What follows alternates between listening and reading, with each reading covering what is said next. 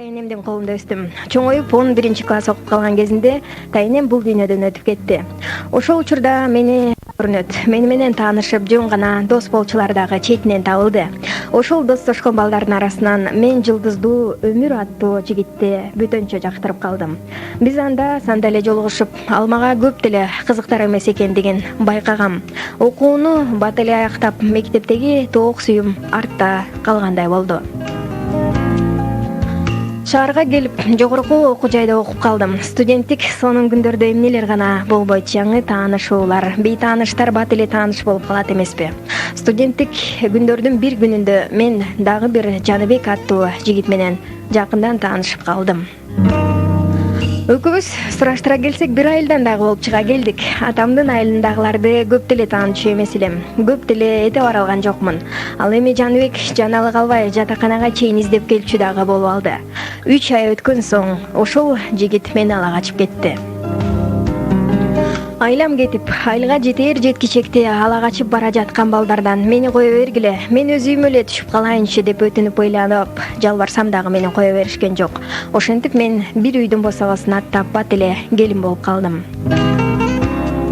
Эшиктен музыка жаңырып турган эсимде. Ошол күндөрү эмнегедир Кыз бурак тобунун Кош суйуу аттуу ыры көп угуп, ошол ыр менен элесимде турмушка жаңы чыккан күнүм дагы эсте калды көрүнөт.